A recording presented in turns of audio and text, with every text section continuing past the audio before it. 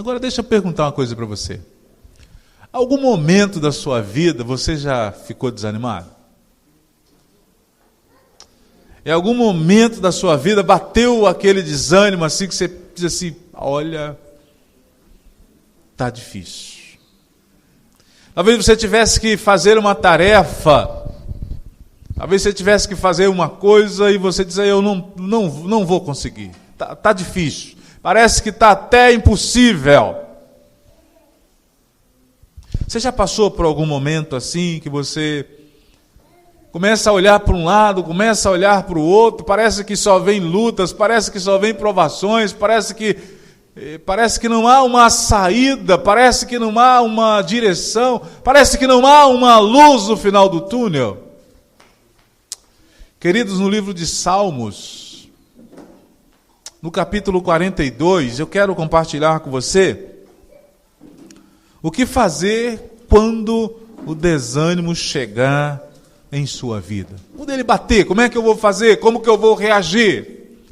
O Salmo 42, aliás, o Salmo 42 e o 43, eles são o mesmo assunto, é o mesmo tema. Parece até que está repetindo. Os salmos eram o hino ou inário, ou, do ponto de vista batista, era o cantor cristão dos irmãos, talvez a harpa de outros irmãos, ou inário para o culto cristão, mas era o livro de cânticos, quando na igreja, quando a congregação reunida, quando o povo de Deus reunidos, eles louvavam, adoravam o Senhor com o livro de Salmos. Mas também o livro de Salmos, na sua composição, ele traz o abrir do coração dos salmistas, daqueles que escreveram os salmos, e boa parte desses salmos foram escritos por Davi. E retratava situações em que ele estava vivendo, retratava dificuldades, desafios que ele estava vivendo. Por isso que os salmos provavelmente é uma parte da Bíblia, é uma das partes da Bíblia mais lidas. Nós gostamos, nos identificamos, porque ali os salmistas, como pessoas, como seres humanos, abriam o coração diante de Deus, rasgavam o coração diante do Senhor. Eu quero ler com você esse salmo, o Salmo 42, para nós estarmos vendo, falando, meditando o que fazer quando o desânimo chegar em sua vida. Salmo 42, a partir do verso 1, diz assim: assim como a corça anseia pelas águas correntes, também minha alma anseia por ti, ó Deus. Minha alma tem sede de Deus, do Deus vivo, quando irei e verei a face de Deus. Minhas lágrimas têm sido meu alimento dia e noite, enquanto me dizem a toda hora, onde está o teu Deus? Derrama minha alma dentro de mim, ao lembrar-me de como eu guiava a multidão em procissão à casa de Deus, com gritos de alegria e louvor, multidão em festa. Porque estás abatido a minha alma, porque te perturba dentro em mim? Espera em Deus, pois ainda o louvarei, minha salvação e meu Deus. Minha alma está perturbada dentro de mim, por isso me lembro de ti, nas terras do Jordão, do Hermon e no monte Mizar. Um abismo chamou outro abismo ao ruído das tuas cachoeiras, todas as tuas ondas e vagalhões têm passado sobre mim. Contudo, durante o dia o Senhor me concede a sua bondade, durante a noite seu cântico está comigo. Esta é a minha oração ao Deus da minha vida. Digo a Deus, minha rocha, por que te esquecestes de mim? Porque ando lamentando por causa da opressão do inimigo. Meus ossos se esmigalharam quando meus adversários dizem sem cessar, onde está o teu Deus? Porque estás abatido a minha alma, porque te perturba dentro em mim. Espera em Deus, pois ainda o louvarei, minha salvação e meu Deus. Que Deus abençoe a sua palavra lida ao nosso coração. Queridos, a palavra de Deus aqui vai nos apresentar algumas coisas interessantes, algumas atitudes e nós devemos fazer quando chegar aquele momento ruim, quando chegar aquele momento difícil, quando chegar aquele momento de desafio. A primeira coisa, queridos, que precisamos fazer é sentir sede de Deus em nossa vida. Sentir sede de Deus em nossa vida. Olha só o que diz o verso 1 e o verso 2. Você pode ler bem forte para mim? Como a corça, vamos lá. Como a corça anseia por águas,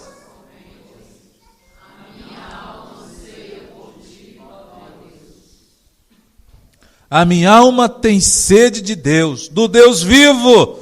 Quando poderei entrar para apresentar-me a Deus? Como a corça anseia por águas correntes, a minha alma anseia por ti, ó Deus. Irmãos, a corça é um animal que vivia no deserto.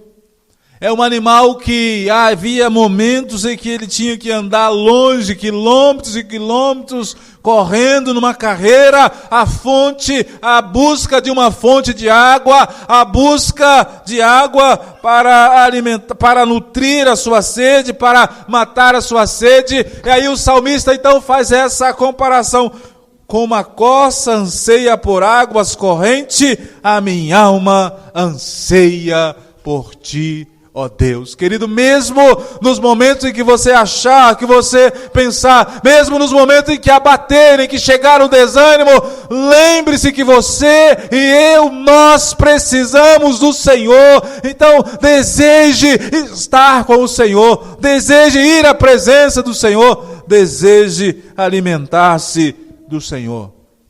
Talvez você pergunte, pastor, como é que eu desejo, eu quero, mas como eu posso alimentar-me da palavra de Deus? Como eu posso alimentar-me das coisas do Senhor? Como eu posso traduzir essa sede que eu tenho de Deus na prática? Uma das maneiras, queridos, é lendo a palavra, é estudando a palavra. Outra maneira é orando, é colocando a sua vida diante de Deus. É talvez até ouvindo um louvor, uma música de adoração, de exaltação e de louvor ao Senhor. E aí você vai estar dizendo, olha, eu realmente preciso de Deus e eu quero sentir a presença de Deus. Eu quero a presença de Deus manifesta na minha vida. Agora, um grande problema, irmãos, é que às vezes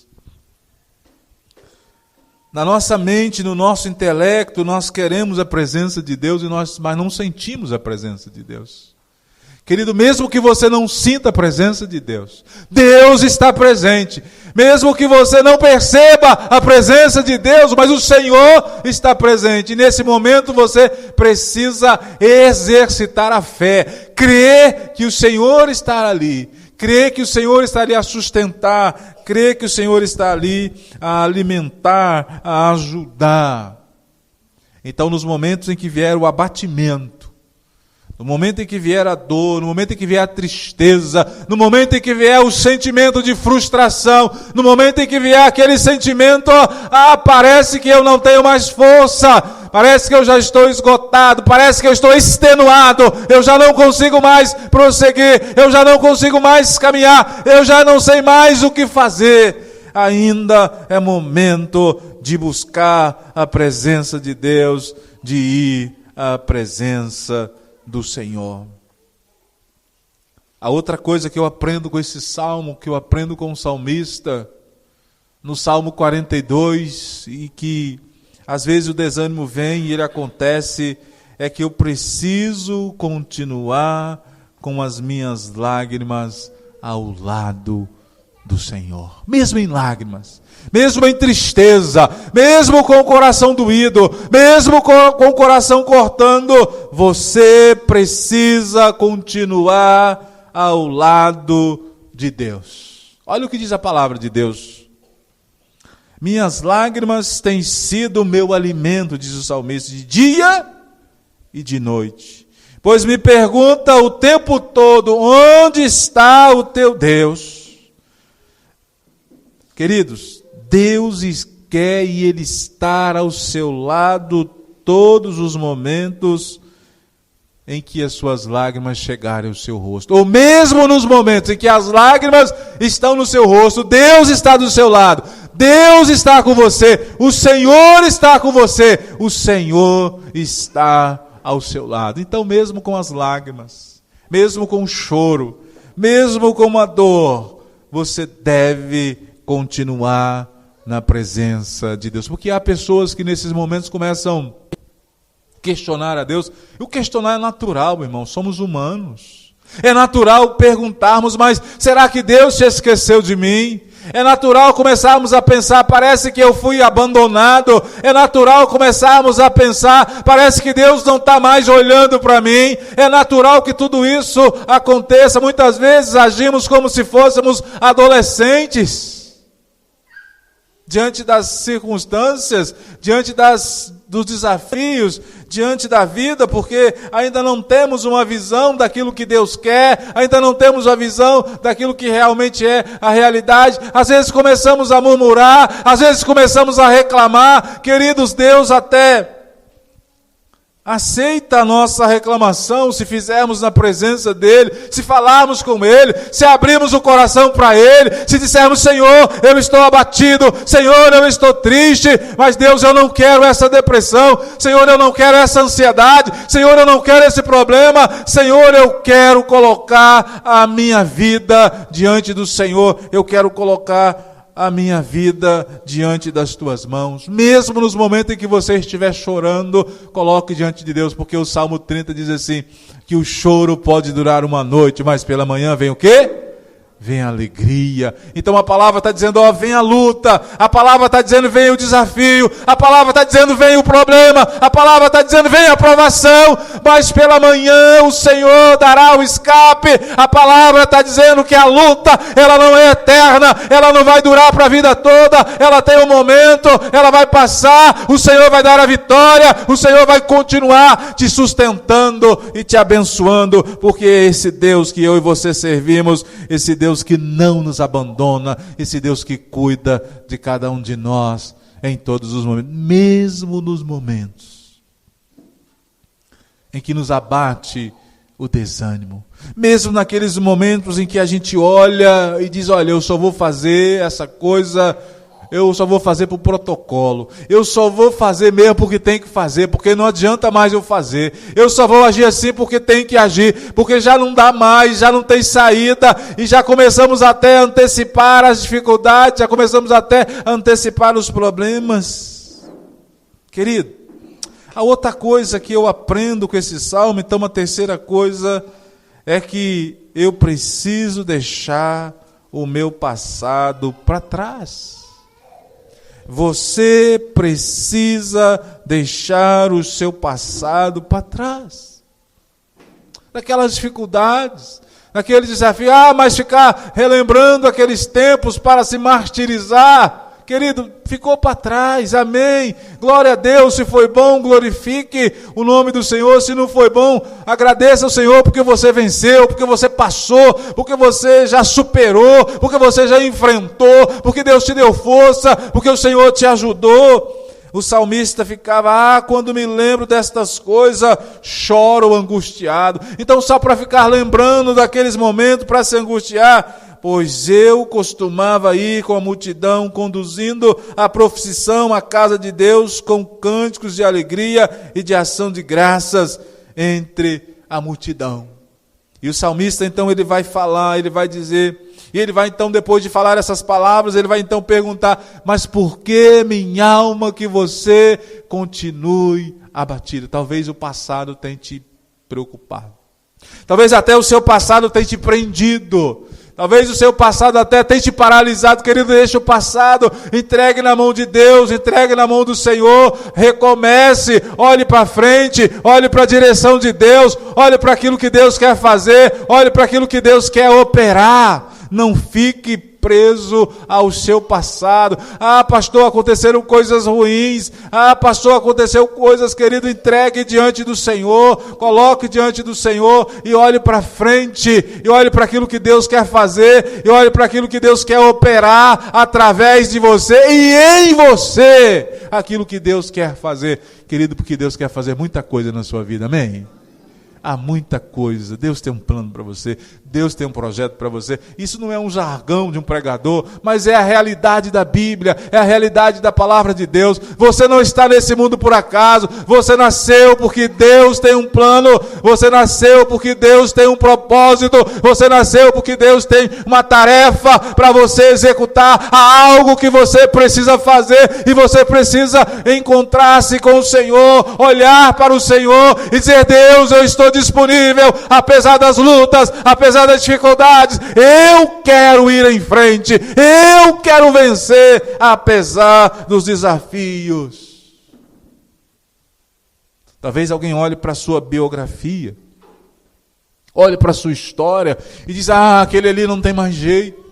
Talvez alguém olhe para você e diz: ah, mas esse aí não dá para nada, e você pode rejeitar em nome de Jesus e dizer: não, eu posso todas as coisas em Jesus, amém? Você pode falar comigo? Posso todas as coisas em Jesus. Sabe por quê? Porque Filipenses 4:3 diz assim: posso todas as coisas naquele que me fortalece. Quem te fortalece é Jesus. Quem te fortalece é o Senhor. Querido, Ele te fortalece até para você vencer dias difíceis. Ele te fortalece até para você vencer as provações. Ele te fortalece até para você vencer os problemas. Ele te fortalece até nos dias em que você está desanimado. Ele te fortalece até nos dias em que você está sem esperança. O Senhor coloca, o Senhor abençoa, o Senhor sustenta. Será que seu passado é sinônimo de fracasso, de derrota? Deixe-o lá no passado, em nome de Jesus. Não celebre o seu fracasso, celebre a sua vitória, celebre aquilo que Deus quer fazer, aquilo que Deus pode fazer, celebre aquilo que Deus fará na sua vida. Mas, queridos, eu aprendo também uma outra coisa que eu preciso fazer, que você precisa fazer, que nós precisamos fazer. Está no verso 5 do Salmo 42, diz assim: porque estás assim tão triste, ó minha alma? Porque estás assim tão perturbada dentro em mim? Põe a sua esperança em Deus, pois ainda o louvarei. Ele é o meu Senhor, o meu Salvador e meu Deus. Você precisa confrontar o seu desânimo. Olha que o salmista faz a pergunta mais de uma vez: por que estás abatida, ó minha alma? Então você pode começar a perguntar: será que eu tenho de fato razões para estar desanimado? Será que eu tenho de fato razões para estar para baixo? Será que eu tenho de fato razões para estar desistindo? Porque se eu tenho um Deus poderoso, se eu tenho um Deus grandioso, se eu tenho um Deus que já operou na minha vida em outras circunstâncias, se eu tenho um Deus que já operou na minha vida em outros momentos, se eu já experimentei esse Deus, ou se eu não já experimentei, eu já vi pessoas experimentar esse Deus. Por que eu devo continuar desanimado? Confronta o seu desânimo. Comece a questionar o seu desânimo e olhar para frente, e ir para frente e tomar uma decisão realmente de seguir firme e deixar o desânimo para trás. Confronte o seu desânimo. Não concentre no problema e nos detalhes do problema, concentre-se na solução, naquilo que Deus vai fazer, naquilo que Deus vai operar. Diga para o seu problema: olha, o problema, você é grande, mas o meu Deus é maior.